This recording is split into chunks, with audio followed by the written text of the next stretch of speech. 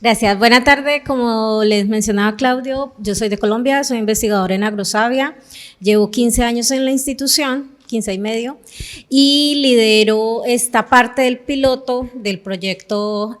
Nos invitó muy amable INIA y Fontagro a participar, y entonces pues aquí estamos. Tenemos unos resultados bien importantes, no estamos conectados específicamente al tema de la teledetección que tienen mis compañeros, puesto que tenemos un poquito de problemas de nubes, poquito, pero y eso ha hecho que no nos podamos conectar directamente con estas temáticas.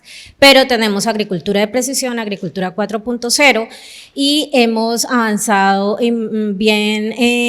una manera bien importante en las tecnologías para el uso eficiente del agua para los productores del norte del valle. Entonces, pues empecemos. El piloto está ubicado en el suroccidente colombiano, en el departamento del Valle del Cauca. Tenemos una parcela bien importante, bueno, 10 parcelas aquí en el norte del valle y otra en Palmira, que no está aquí señalada, pero también está. Tenemos en total 11 parcelas, tenemos 8 frutales, caña de azúcar y maíz, ¿sí? En ellos trabajamos estas temáticas. En el norte del valle, si esto me deja mostrarles, estamos en el distrito de riego RUT. Este es un distrito de riego completo de 3 municipios, Roldanillo, La Unión, Toro, son 10.500 hectáreas, y la fuente principal, si ustedes ven, es el segundo río más importante del país, atraviesa desde el departamento del Cauca hasta el río Magdalena en el norte del país. Este río es el segundo más importante de Colombia, y aquí a la salida del distrito tiene 1.500 metros cúbicos por segundo, ¿sí? Entonces tenemos una fuente, y esta es la fuente de la cual se irriga todas estas 10.500 hectáreas.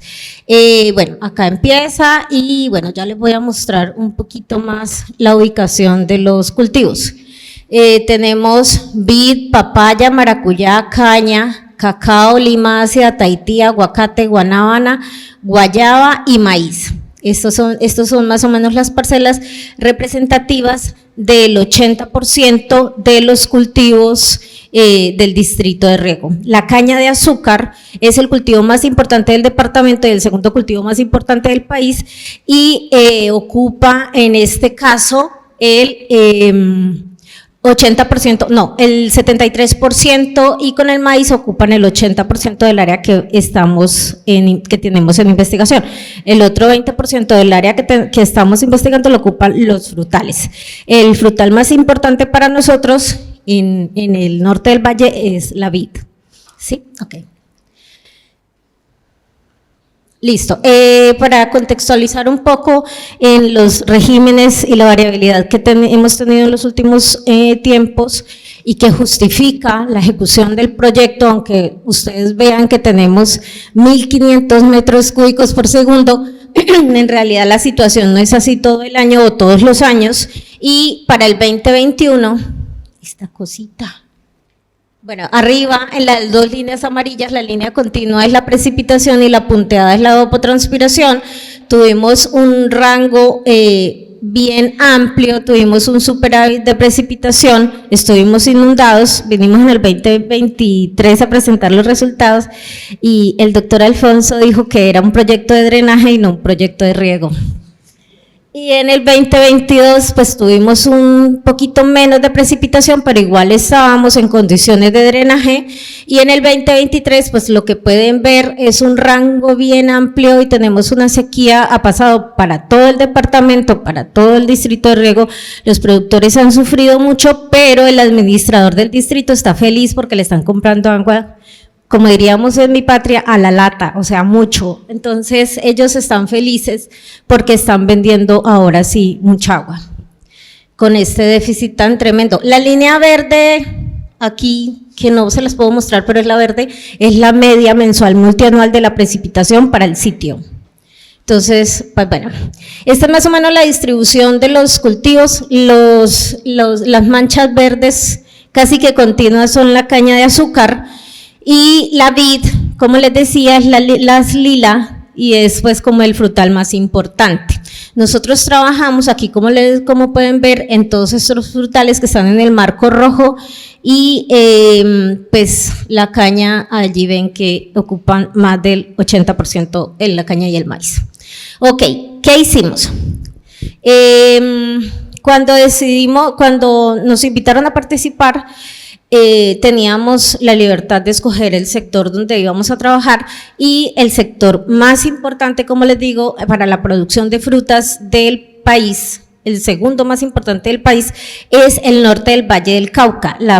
Toda la fruta de clima cálido que se comercializa en el país, en Bogotá, en Corabastos, viene del norte del Valle del Cauca, la fruta de clima cálido.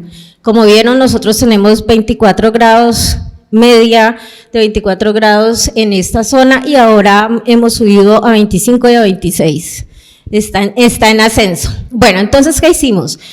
Decidimos instalar en el distrito RUT precisamente porque es una zona importante socioeconómicamente, pero además porque está muy organizado el distrito. El distrito tiene una asociación que se llama la Asociación de Usuarios del Distrito de Riego RUT, ASORUT, y ellos tienen una gerencia técnica bien capacitada y tienen pues una administración muy organizada y sabíamos que podíamos contar con ellos. Incluso ellos nos dieron un monto similar al que nos asignó INIA para el trabajo que tenemos en este momento y por eso hemos llegado a unos resultados bien importantes y pues los pudimos cubrir.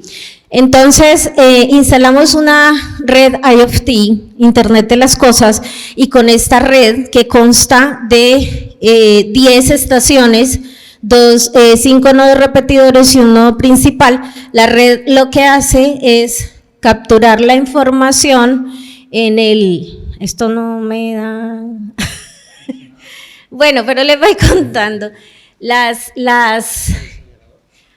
pero a ti es que hay que hacerle duro. Listo, ya, que va a sacar un músculo. Listo, entonces cada una de las parcelas tiene una torre de transmisión, a la torre está conectado un sensor de humedad, 2 sensores de humedad del suelo que se han ubicado a la profundidad media de las raíces y cada 2 de ellas envía la información a un nodo repetidor y el nodo repetidor le envía a una estación principal que está ubicada en el centro administrativo de la asociación de usuarios y esa información va a la nube. Con esta información de contenido de humedad del suelo, los productores tienen información en tiempo real y toman decisiones oportunas sobre si regar o no regar.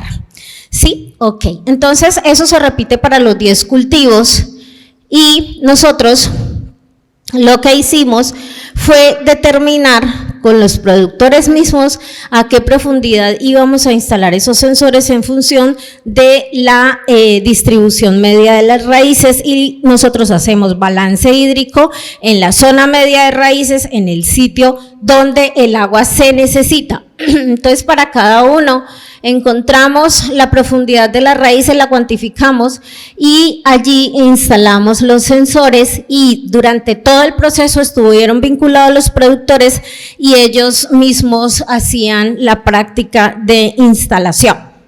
Ok, entonces lo que tenemos, palabras más, palabras menos, es estas torres de aquí que tienen aquí en el suelo conectados los 2 sensores para los 10 cultivos y torres autónomas que no necesitan ser conectadas a la electricidad y los productores están regando en función de la información que les da el sensor. ¿Qué tenemos? Entonces, como ya todos deben conocer, esta es una serie de humedad del suelo. La serie nos está mostrando cuando tenemos un déficit o cuando tenemos un exceso hídrico y a veces teníamos excesos hídricos sin tener precipitación y sin tener riego y entonces comenzamos a indagar y obviamente teníamos problemas en los frutales que no florecían y encontramos que esos excesos hídricos y encontramos las razones por las cuales esos excesos hídricos se presentaban en el sitio sin riego y sin precipitación. Ya les voy a mostrar por qué. Bueno, la información, aquí tienen dos series, ya se las voy a mostrar ahora, de 7:30 y 13:15, son los 2 momentos en los que se consulta la información en el día para tomar la decisión de regar o no regar, ¿sí? Hay dos momentos en que se toma la información y se puede consultar online.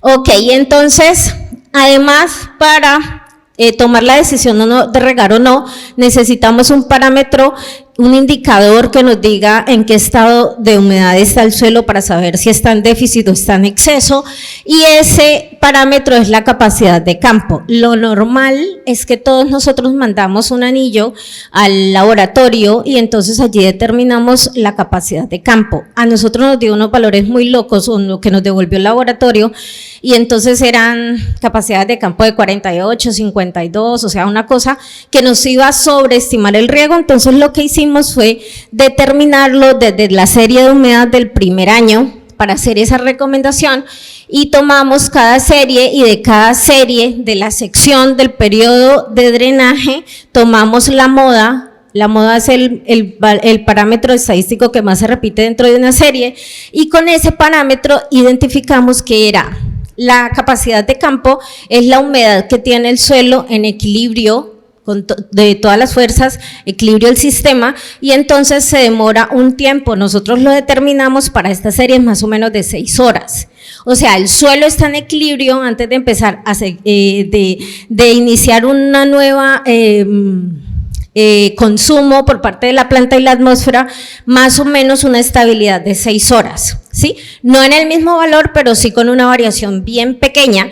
Esa moda la tomamos como la capacidad de campo de la serie de drenaje, o sea, de una seccioncita de estas de aquí, ¿sí? Y la promediamos de varias series, de varias secciones, y entonces esa fue nuestra capacidad de campo que tenía. Bueno, esto tiene un fundamento científico, no me lo inventé yo, esto ya está publicado, y ese valor lo tomamos como la capacidad de campo, y en realidad tenía unos valores mucho más coherentes que lo que nos había enviado el laboratorio, y con base en eso hicimos los programas de riego. Ok, entonces, como les decía, teníamos problemas de excesos. Aquí está un huerto de paltos, ¿cómo le dicen en Uruguay? Aguacate. Un huerto de aguacate, y acá tenemos un canal de riego. Este canal siempre tiene una cota, el espejo de agua tiene una cota más alta que la base, pues, del terreno, y entonces obviamente por física el agua se viene hacia acá, drena hacia acá, y mantenía nuestro huerto inundado. Entonces teníamos unos excesos hídricos sin lluvia, sin riego, pero inundados, ¿sí? Entonces le dijimos al operador del riego, al distrito de riego, solucione, porque es que está perjudicando al productor. Bueno, afortunadamente ellos pues pusieron recursos, quieren la solución, y fueron muy solidarios con todos los problemas que identificamos. Aquí, como pueden ver en la gráfica, si esta cosa me deja presentar ya. Aquí tenemos la capacidad de campo, y aquí tenemos la serie de humedad del suelo. Observen el exceso. Aquí hubo un cierre de la compuerta y de una casi que linealmente bajó el nivel del agua, entonces, y aquí pues volvieron a regar, y entonces volvió y subió. Este fruto se desarrolló en exceso de humedad. Obviamente salió mucho después en la temporada, como dicen ustedes, o el periodo de cosecha, como diríamos nosotros. Estos son más o menos los niveles que mantienen los niveles freáticos, y aquí podemos dentro de un aljibe ver el agua a 1 metro, y cuando hay un poco más de estiaje, que tampoco es que sea mucho, lo tenemos a 2 metros, pero siempre visible. Bueno, en algunas zonas está a 80 centímetros. Ok, este es pues más o menos uno de los inconvenientes. Aquí tenemos un inconveniente ya creado por el productor. Este sí es completamente de riego, miren la capacidad de campo, y todo esto es riego. Este es un cultivo de papaya.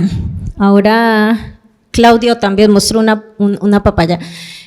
Este es un cultivo de papaya y se siembra en camas bien altas. Si las ven, son de casi 50 centímetros de alto y tienen una capacidad de drenaje bien importante. Sin embargo, así se desarrolla la papaya en este sector.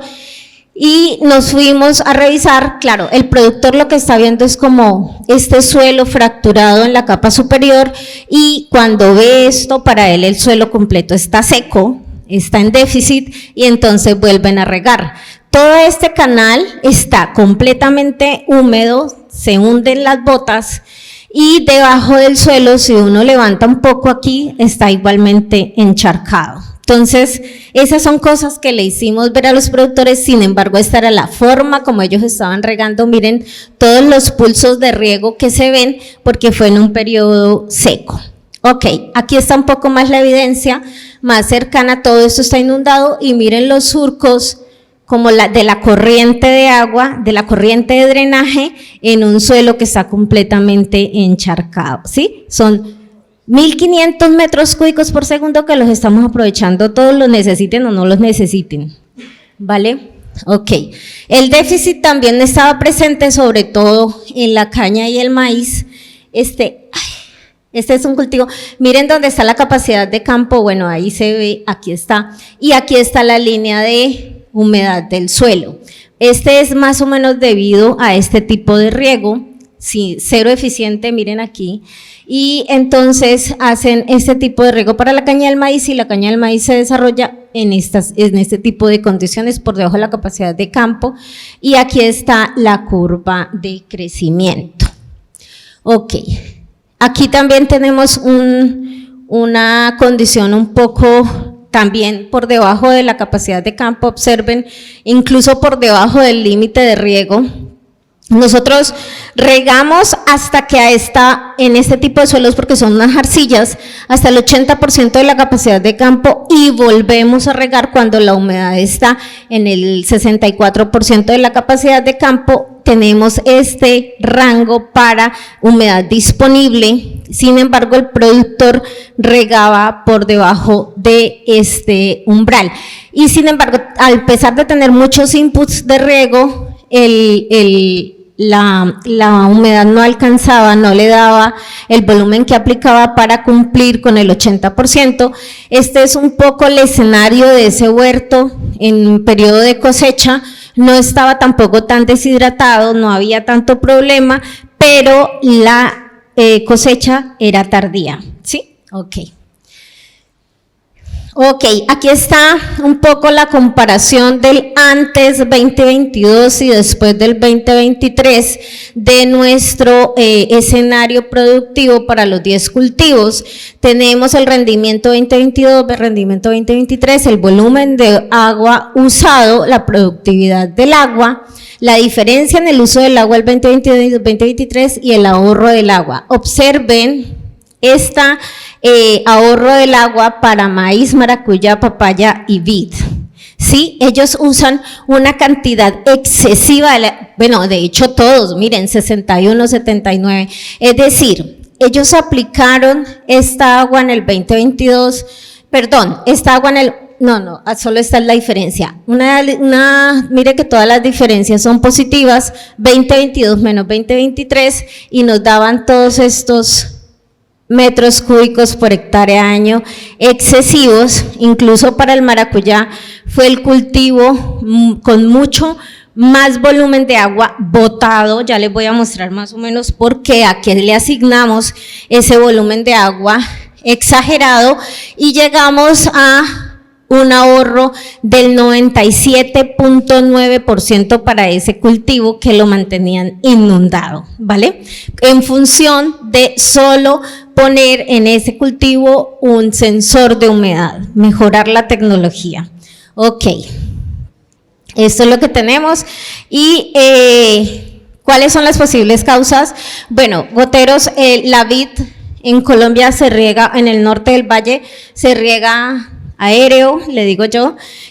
Los goteros no tienen mantenimiento, recambio. Esta es la eficiencia con la que riega el gotero de chorro. Este es uno sin gotero. Este es el escenario de maracuyá, miren. O sea, es decentemente, la manguera les conduce el agua, pero no hace absolutamente nada más.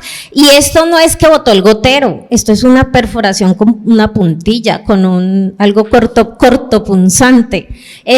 Y esto pues, sí es un daño por un animal, pero no se arreglan. O sea, no hay un uso eficiente del agua desde ningún punto de vista. Todo eso se lo dijimos y entonces el distrito tilín, miren a ver qué van a hacer, y está controlando ya, exigiéndole a los productores este tipo de arreglos, ¿ok? Bueno, esas es más o menos las razones por las cuales, además de estas intrusiones de cauce, de canales hacia los huertos y esta parte de las fallas en los sistemas de riego, las principales responsables de el mal uso del agua, el uso poco eficiente o nada eficiente del agua. Durante todo el proceso, en las fincas que estábamos trabajando, las 10 fincas, invitábamos a los productores y les explicábamos todos los componentes que tienen las torres, cómo se hace el mantenimiento, cómo se baja la información desde la SIM de seguridad, porque pues como ya les dije es una red IoT, tienen la información en tiempo real en la web, pero también tiene una SIM de respaldo y se le explicaba a los productores cómo bajar la información, cómo hacerle el mantenimiento, cómo se instala, cómo instalan un logger en este tubo, en esa torre, esta es la antena Wi-Fi, ay no, esto no. Cielo santo. Nada, bueno, allá la punta blanca es la antena Wi-Fi, aquí está. Este tubo de aquí y les explicábamos absolutamente a todos los productores, conocen la estación, saben cómo instalarla, cómo arreglarla, si falla, cómo hacerle algo de mantenimiento, a menos que sea un daño muy grave y ellos no lo puedan controlar. Todo eso lo trabajamos con ellos en varias jornadas en el sitio. Los productores se les explicaba bien cómo era el sensor, qué tiene el sensor, dónde se instala el sensor, todo esto, pues porque lo que más falla son los sensores y hacíamos con ellos la práctica de instalación del sensor de descarga de datos. Para la descarga de datos les generamos un video en YouTube al que ellos pueden entrar y paso a ir siguiendo el video porque eso es muy difícil para un productor recordar todo lo que le decíamos, entonces le hicimos video y el video tiene un link en un manual para que ingresen a hacer esa práctica. Bueno, nosotros para los productores que están conectados a la red IoT, generamos el video y ellos pueden ingresar en cualquier momento del día a consultar el contenido de humedad del agua, del suelo, perdón, en la web. Pero también generamos una recomendación que se la dimos a los que tienen características edáficas similares y un cultivo similar y generamos con todas las series de 3 años que tomamos una recomendación de riego para los que no están conectados a la red. Generamos para los que sí, para los que no los quisimos dejar por fuera y entonces en función de esas capacidades de campo generamos frecuencias y periodos de riego aproximados y entonces me decían pues no corresponde, y yo pues entre que vaya y riegue 2 horas el viernes por la noche a que tenga una frecuencia de riego medida en un sitio que tiene características similares, pues yo prefiero eso a no tener nada, una recomendación. Entonces generamos esta recomendación para ellos e hicimos un derrotero así bien, en Colombia le decimos coquito, bien paso a paso del proceso que debe llevar un productor que tenga una antena de la red IoT. ¿Qué tiene que hacer? ¿Cuáles son los parámetros que debe considerar? Cómo opera, y esto también, como les digo, está en un video, pero además está en un manual de usuario. Entonces, hicimos un manual técnico para los productores y este manual que está en esta dirección y que va a quedar en las memorias para que lo consulten. En realidad, si usted tiene una estación con un sensor o tiene un sensor de humedad del suelo tipo capacitancia, tipo yeso, tipo, bueno, cualquier FDR, y lo tiene, usted puede usar la tecnología que nosotros generamos para saber si regar o no regar. Ya les voy a explicar un poquito en la siguiente diapositiva qué hay que hacer. Entonces entran aquí y aquí está todo lo que hicimos, el paso a paso, y por lo que me dijeron mis colegas, está muy legible, ¿sí? Ok. Entonces aquí está, se llama Agricultura 4.0, cuándo, cuánto y cómo regar. La foto es muy representativa de la condición productiva de mi país, no del sitio de mi país. Nosotros mantenemos esta cantidad de nubes y por eso es que no podemos usar teledetección para comunicarnos, para hacer esta parte que informaron ahora los colegas. Entonces, como les decía, un video demostrativo y una hoja de cálculo que indica al productor si debe regar o no, solo digitando el valor de humedad del suelo. Si usted tiene un sensor de humedad del suelo, puede usarlo. Lo único que necesita, como les mencionaba antes, vea, y aquí tienen el código QR para descargar esa plantilla y operar con ella. Y lo único que tiene que hacer es conocer la capacidad de campo del suelo en porcentaje. Entonces tiene su capacidad de campo, le calcula el 80% que es el límite máximo, la decisión de riego que es el 64%, aquí está todas las fechas, el día que usted consulta, en realidad a las 7:30 y a las 1:30 de la tarde, usted digita esta columna y esta, lo demás solo el contenido a capacidad de campo. Esta columna y la hoja de cálculo le dice no regar o regar, ¿sí? Es todo lo que hay que hacer. Si usted tiene un sensor y la capacidad de campo, puede usar esta plantillita, ¿vale? Ok. Y bueno, eso era lo que tenía para contarles. No me dijeron nada. Y muchas gracias.